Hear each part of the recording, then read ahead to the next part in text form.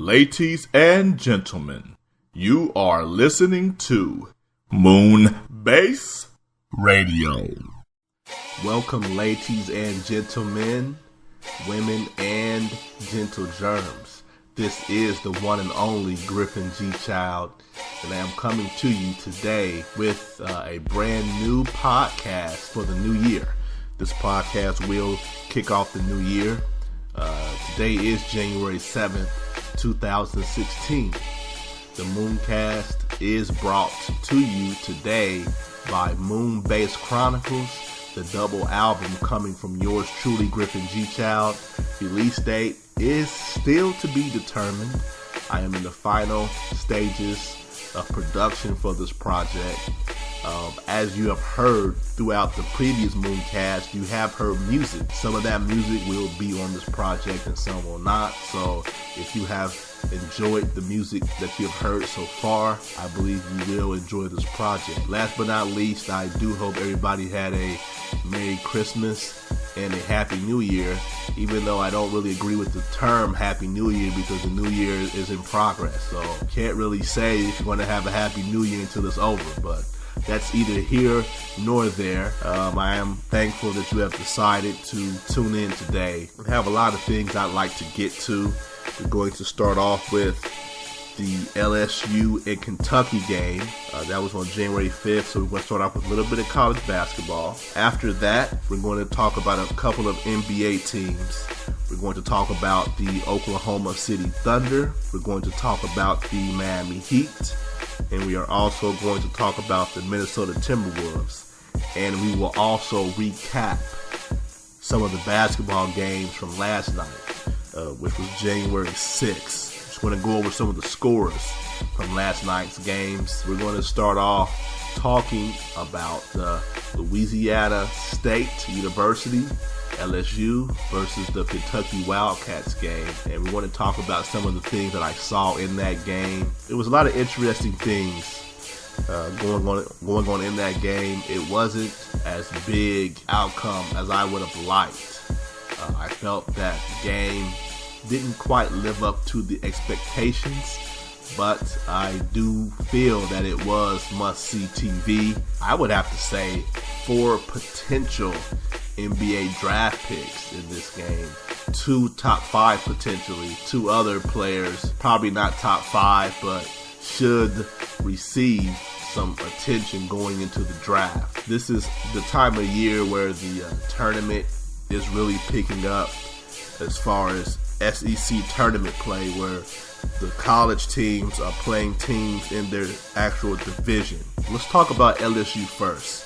LSU has a 8-5 record. They haven't played as well as I would have liked.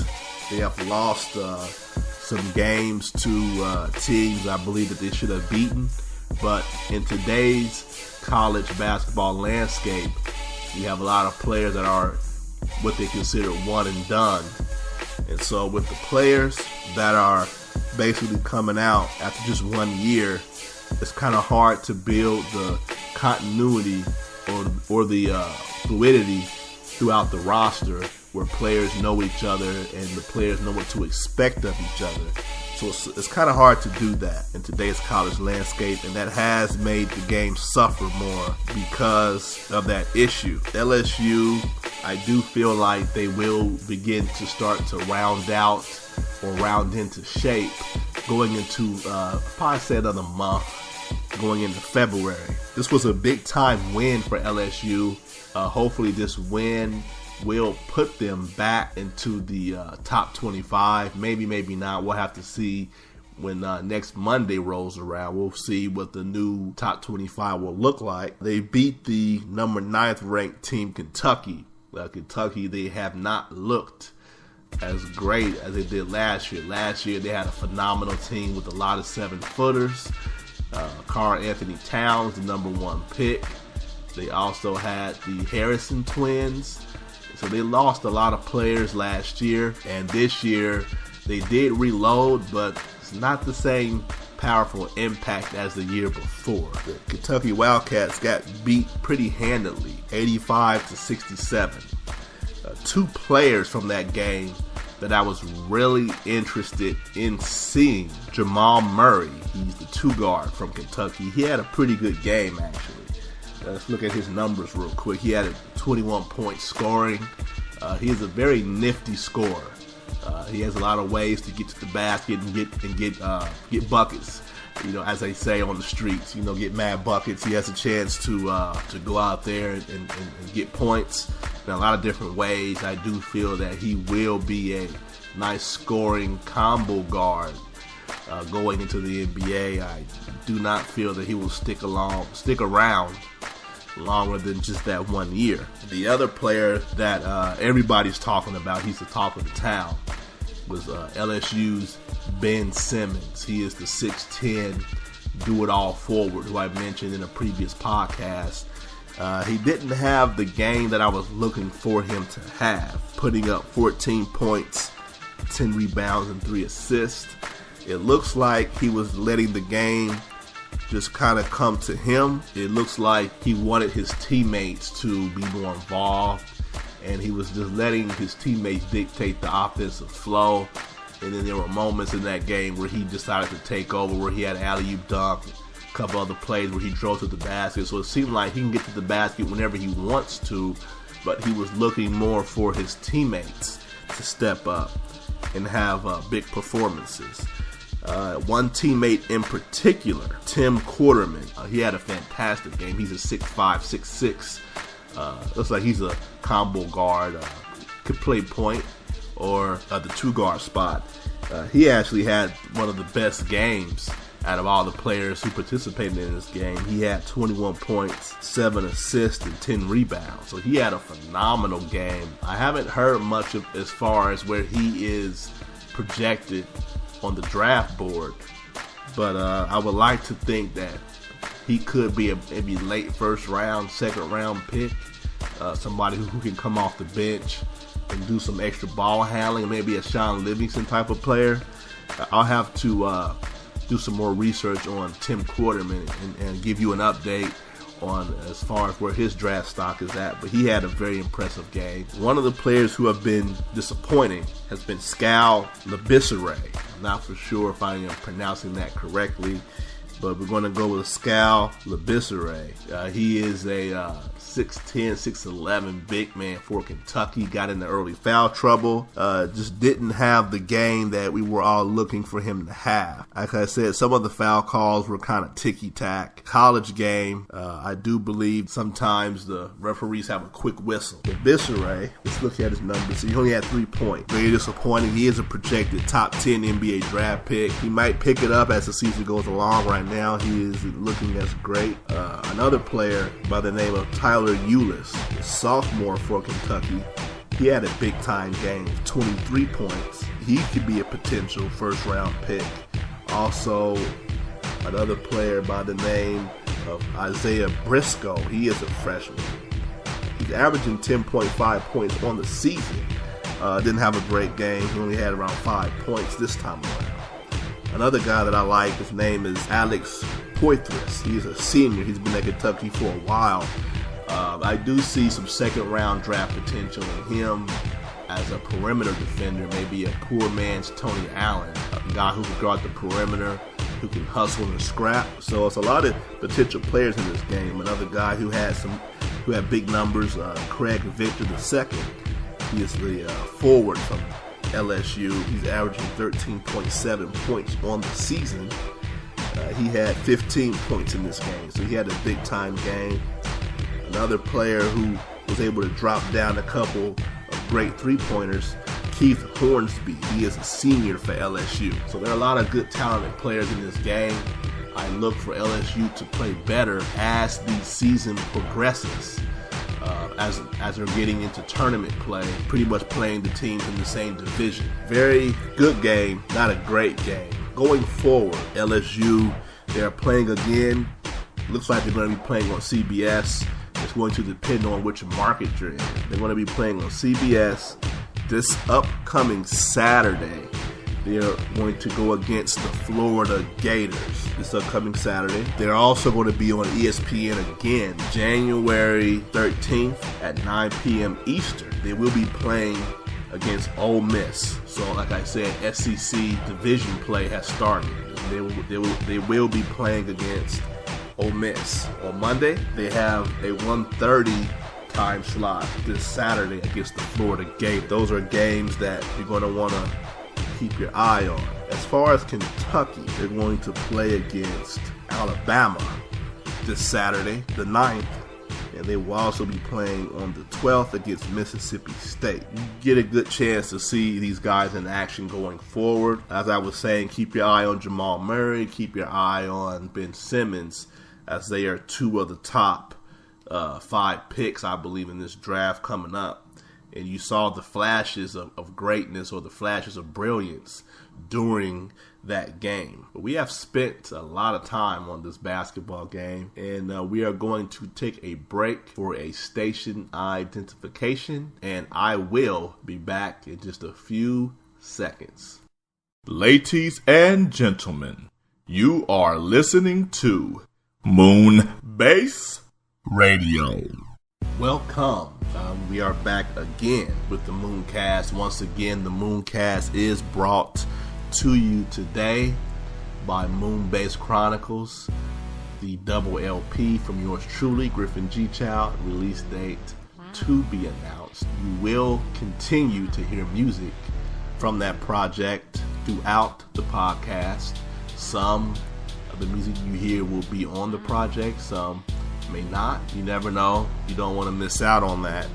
I should have a release date forthcoming. We're going to get right into the National Basketball Association. We're going to talk about 3 NBA teams, the Oklahoma City Thunder, the Miami Heat, and the Minnesota Timberwolves. I'm just pretty much going through the NBA teams one take at a time, just giving you an update on where the team is at this time. Before we do that, there is a little bit of breaking news in the NBA today. Point guard Ty Lawson of the Houston Rockets has been suspended for 3 games for his DUI charge in California. Anybody that's followed the NBA during the off season, Ty Lawson had a driving under the influence charge back in the summer. So the NBA has finally, I guess they've done their thorough investigation, and they finally have came up with the suspension. So I wouldn't say it's a tough blow. Houston, they don't play that great with him. That has been part of the worst acquisition of the offseason. He just doesn't seem to fit well with the Rockets the way he did in Denver. So it has been a disappointment with him in Houston. I know I've heard rumors that they are looking to move him. I haven't heard any teams or any willing takers, but it looks like being with the Rockets is just not the right fit for him. You know, sometimes it's, things just don't work out. In the offseason, it looked like a great move. Going into the year, hasn't looked so great. So what we're going to do, before I talk about these NBA teams, we're just going to go over some scores from last night's action in the NBA. So we're going to talk about January 6th, which was last night. There were a lot of games on last night. We're going to just go down the list real quick. We're going to talk about the New York Knicks playing the Miami Heat. New York Knicks beat the Miami Heat with a score of 98-90. Like I said, we're going to talk about the Heat here in just a few minutes, actually. Pacers beat the Magic 95-86. The Cavaliers beat the Wizards 121-115. Kyrie Irving had a 19-point fourth quarter.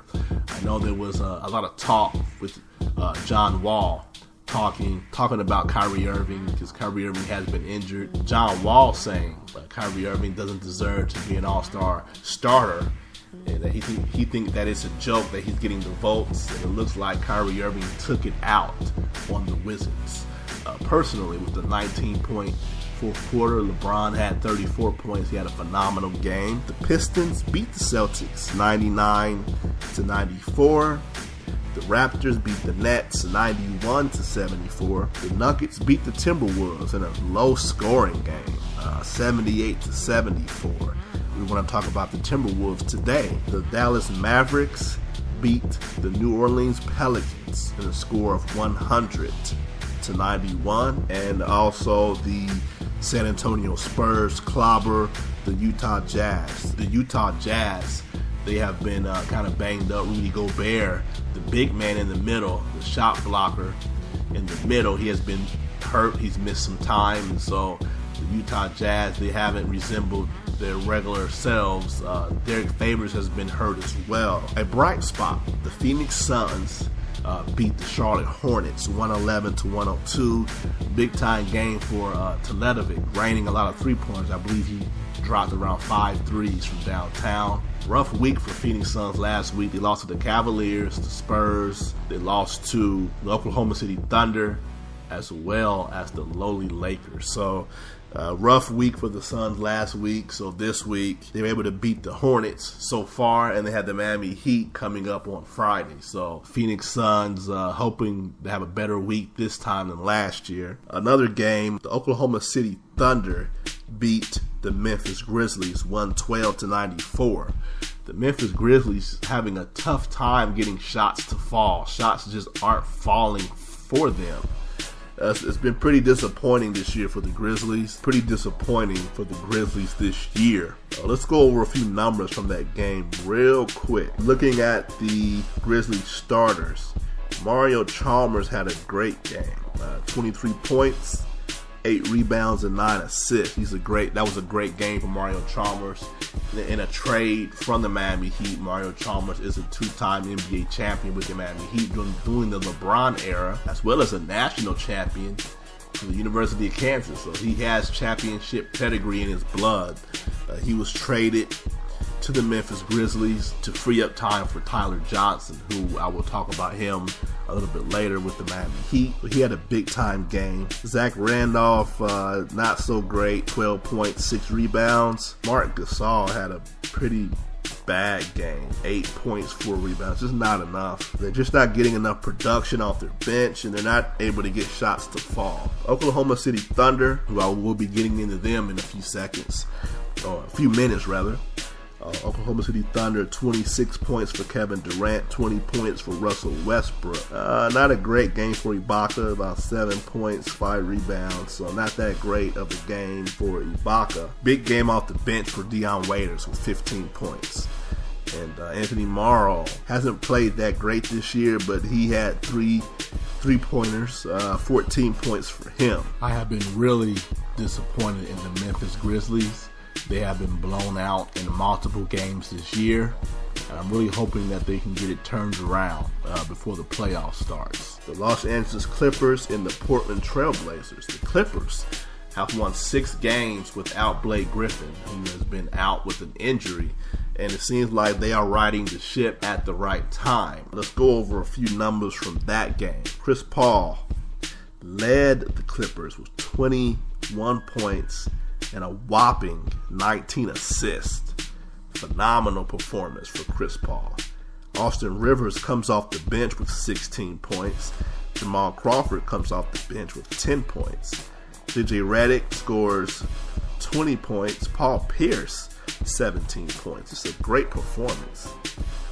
Great performance for the Clippers in this game. Going over the Portland Trail Blazers, Mason Plumlee, 19 points and 20 points for Damian Lillard. So Trailblazers not as great this year without LaMarcus Aldridge. They tried to refill a couple positions, but just don't have it this year the way they had it last year. Very impressive performance for Chris Paul with 19 assists. Well, that was just a overview of last night's games in the NBA, and we're going to get into, like I said, a couple of NBA teams and just give you an update on where they're at. So we're going to get into that, but first we're going to take a pause for station identification, and I will be back with you shortly.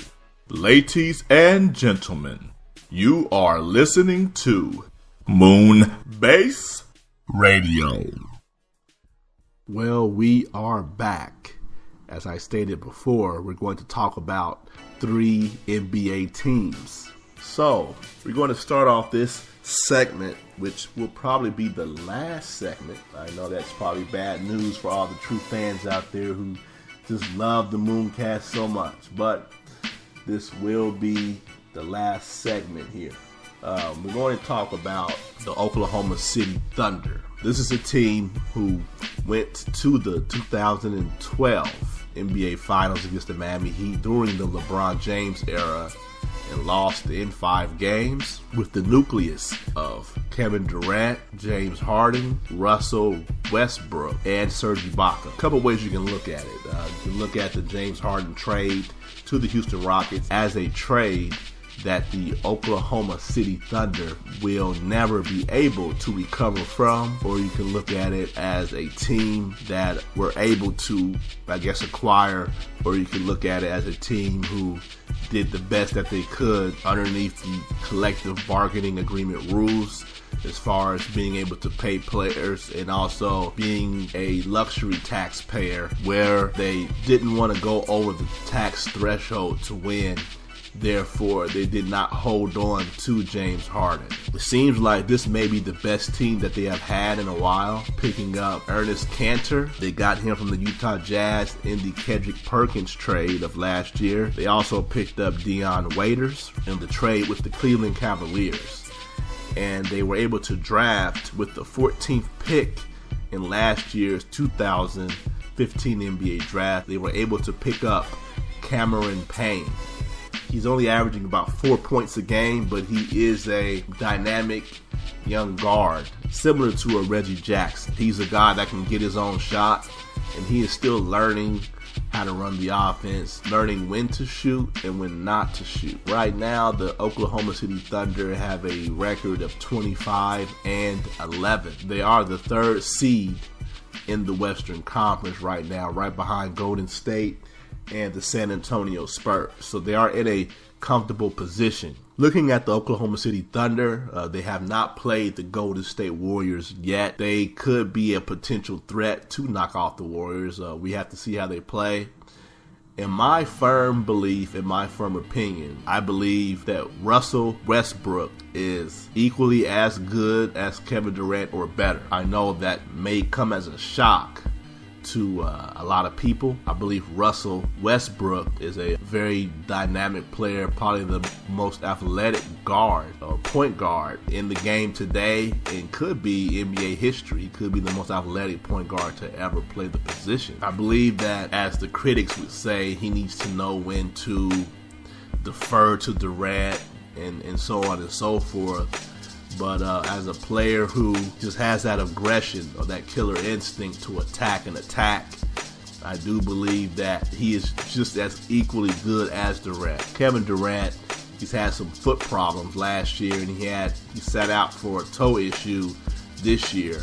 He had a big-time second half in last night's game against the Memphis Grizzlies. It was a very impactful game, or an explosive game from him, coming back off that toe injury. We're just going to go over some quick numbers from him real quick. Box score for Kevin Durant, 26 points and 17 rebounds off of 9 of 18 field goals. So very efficient and effective night for him. Russell Westbrook, 20 points, 7 rebounds, and 7 assists. Very impressive night for both the big two superstars. Ibaka didn't have as great of a night. Alright, so let's go ahead and just take this time. We're going to talk about a couple of role players off the bench for the Oklahoma City Thunder. They have a big man that they drafted in the 2013 NBA draft. A big man named Steven Adams. He's a solid big man, guards the screen and roll pretty good, takes up space, good solid rebounder. They have a good hustle guy in Mitch McGary. He's another young player. They took him in the 2014 NBA draft. He's a scrappy guy. They also have the long-term veteran, Nick Collison, who was one of the original Supersonics when the Oklahoma City Thunder was the Supersonics. He's one of the original players. He's been with the Thunder for 12 years. And they also have Cameron Payne. He's a guy that they took in the 2015 draft. I mentioned him earlier. And they have Dion Waiters. Dion Waiters is a guy who wants to start, but he's best suited as a sixth man, as an instant offensive player. So the Oklahoma City Thunder, they have a couple of guys off the bench, as well as Enes Kanter, guys that can come off the bench and produce. that could be a threat to the Golden State Warriors and also the San Antonio Spurs. Let's go ahead now and switch over to the Eastern Conference. We're going to talk about the Miami Heat. The Miami Heat had a bad season last year due to the LeBron James departure back to Cleveland. Lost Chris Bosh, who had blood clots in his lungs, which was very serious and almost life-threatening. So it's a blessing for him to be back and alive. And Dwayne Wade, he missed around 20 games last year. So they were able to bounce back. They picked up Goran Dragic last season. As I spoke about in a previous moonkast, I've been a little disappointed in him. Though he is the point guard there, they gave him a big contract, and he's not living up to that contract in my opinion. But let's go over some of the other players that they have on their roster right now. They have the rookie, 10th draft pick from having a bad season last year. They have the rookie, Justice Winslow, only averaging around 5.6 points a game, but he is a good defender already in his rookie season. He's going to be the type of guy who can guard out on the perimeter. He's a guy that you're going to want to have in your rotation, and I believe that his role should expand as the season progresses. Another player, Tyler Johnson. He's a guy who came up through the D-League. He is averaging around 8.9 points a game and 2 assists. He is the backup guard that made Mario Chalmers expandable. And so Mario Chalmers was traded to Memphis in return for Bino Udrih to free up room for Tyler Johnson to get more playing time. So Tyler Johnson is a very impressive young player. I would like to see his role expand as the season progresses. Another pickup from the offseason is Gerald Green. He's like a Energizer bunny off the bench. He's an instant offensive player coming off the bench. He's averaging 11.2 points a game. And the big man in the middle, Hassan Whiteside, averaging 12.4 points a game, 11.2 rebounds, and 3.9 blocks. So he is, I believe, if not the league leader, he is one of the league leaders in blocks for the Miami Heat. This is a team on paper who looks like they could challenge for Eastern Conference supremacy. I believe they have what it takes to challenge the Cleveland Cavaliers, maybe even knock them off if they can put all the pieces together. Let's take a look at the standings real quick.